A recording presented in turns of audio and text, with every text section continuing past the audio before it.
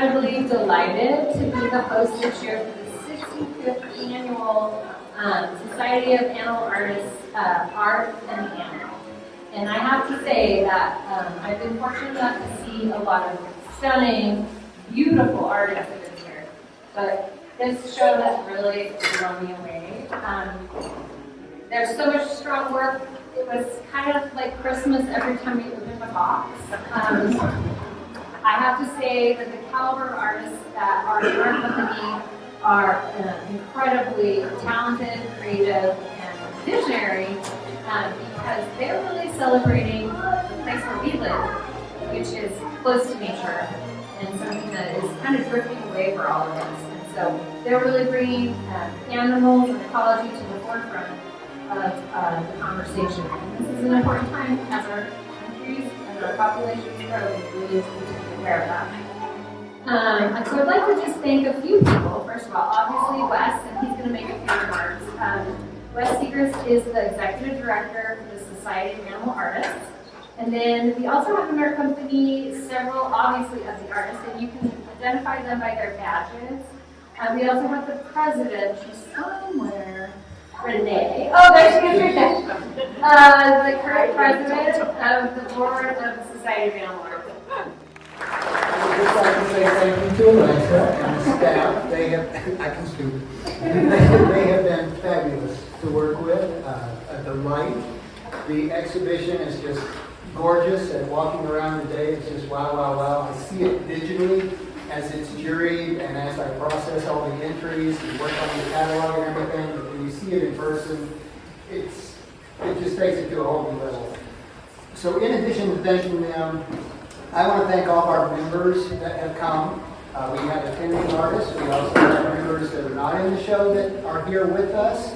So the artists that have work in the show, you'll actually see them with a little snippet of their work, so you might be able to identify their work with that. And I would encourage you to ask them questions about their wildlife that they featured. We're more than happy to talk about our techniques and what inspires us. Establishing the contours too, with the lines, like the contours of the frog and the contours of the sticks and stuff are pretty well outlined. And so it's just from here, it's mostly just a process of pulling stuff forward with light values and warm colors, and pushing stuff back with dark values and cool temp. Figured out a routine. That's what this is.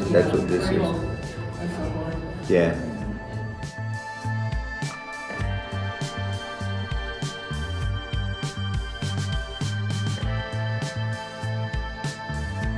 I know it's got like 13 or 15 words.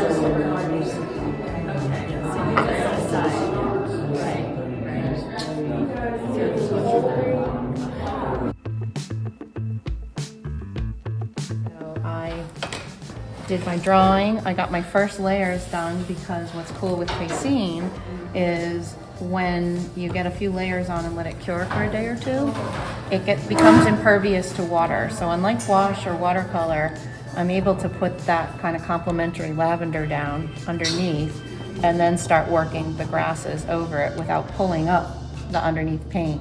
But it starts to give me that shimmer that's underneath the color. So unlike transparent watercolor, and egg tempera, you can work it a little bit more like oils and acrylics, so it's very versatile. The bear started with a very dark just shape, and so what's nice about casein, even though it's water-based, its binder is milk, protein, whey, you can work light to dark as in watercolor, but you can also work light over dark because it's opaque medium. Because this is a perfect circle and very round, you can do round shapes very easily with this. So, yep, so we use it. And we're always coming up with new Sandpaper. Yeah, so the sandpaper, so, nope, you're fine. So I also use it for kind of my fluff. I consider this my under.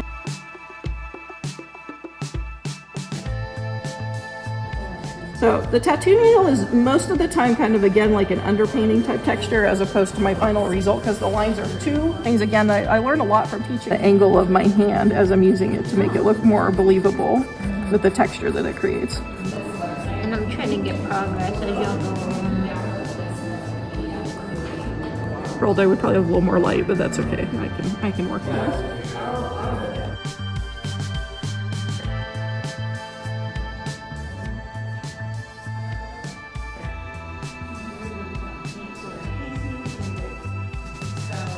It's water-based, like wash, tempera, acrylic, and watercolor. But because of the, so, you know, if you put a whole column of all the things that each of them can do or can't do, there's what we put it on. The only stipulation is that because all of them I'm amazed how quickly you start bringing it to life.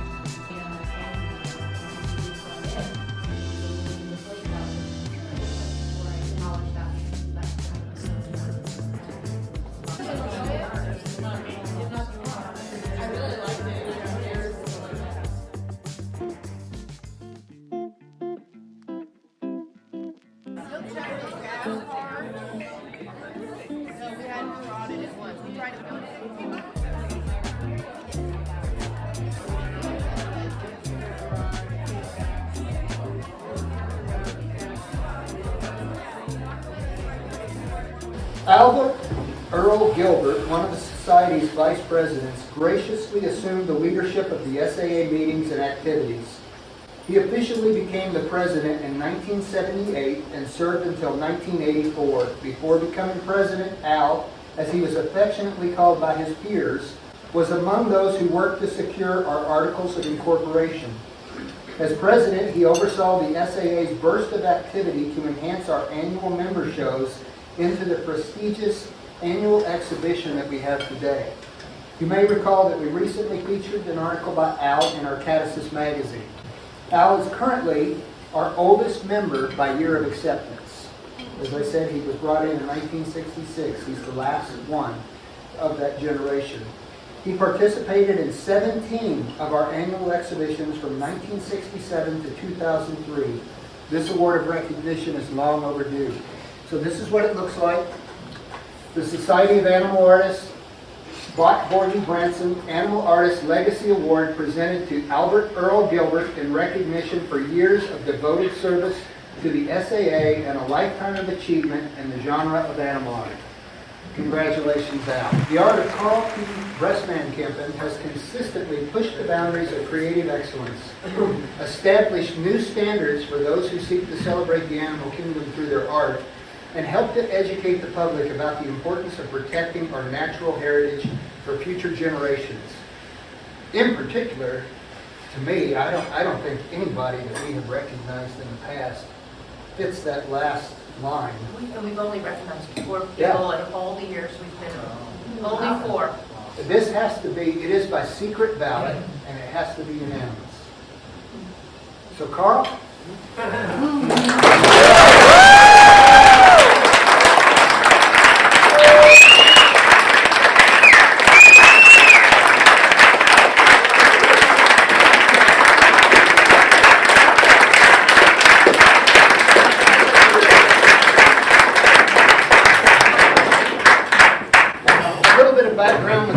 My background with Carl, I don't know exactly when I met Carl. It could have been in the late 90s, certainly 2001 or so. But Carl and I go back before cell phones.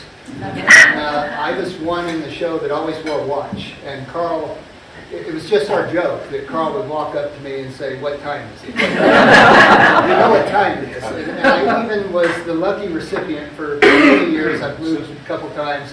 I would get a beautiful Christmas card from Carl, and in it would always be, "Do you know what time it is?" The time is long overdue, my friend. This is so well deserved. Carl is tied. He has 9 of our awards of excellence. So you are among the top of us. You are, I would say it best, he's just one cool dude.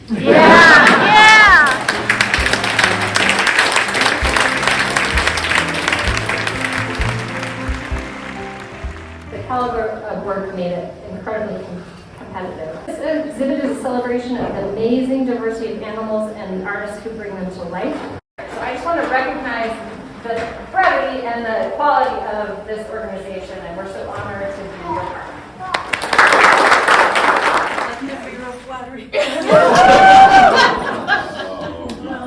I'm so honored.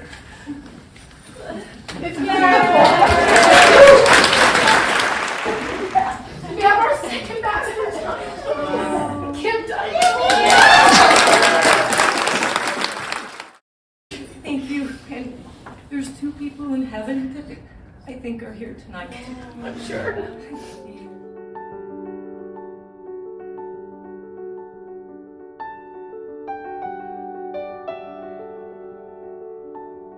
For anywhere from maybe 45 minutes of activity to an hour and a half.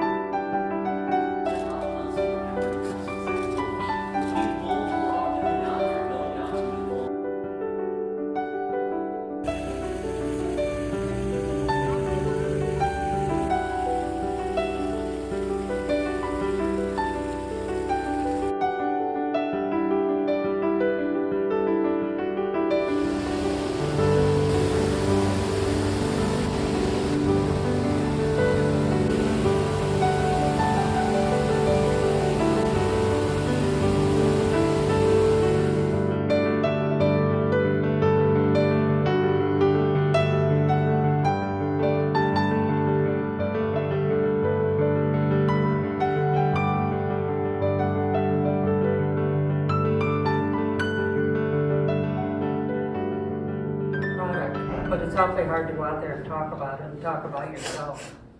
Much easier to talk about you're another artist. What I struggle with is and what the part of belonging to an organization is building your reputation so that you can elevate that. Taking off our blinders on our assumptions that we're better than animals or that we're a special species or something. And the more that we learn without those blinders on, the more incredible animals are. What is hand done, is that going to be important anymore? Does it have any value? Yeah.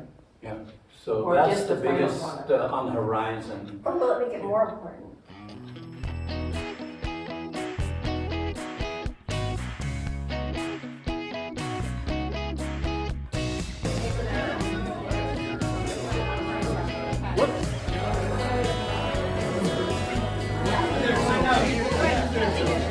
Yeah.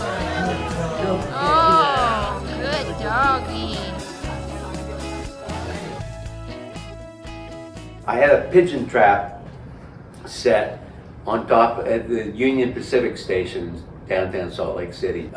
Made this this ladder from just discarded lumber that was around the area, so I could get up on top of this building and set my trap and reset it. And it was early in the morning, it was dawn, it was in the middle, it was very cold, it was winter time. There's this guy, he looked like he was asleep on the railroad tracks, and I thought maybe he'd had too much to drink, and there wasn't a good place to be sleeping, so I went over to move him, or to wake him up, and as soon as I touched him, I realized that he was dead. He had jumped off of an overpass, apparently. About just a few minutes. He was still warm, but you could tell as soon as I touched him, you could tell that there was nothing there anymore.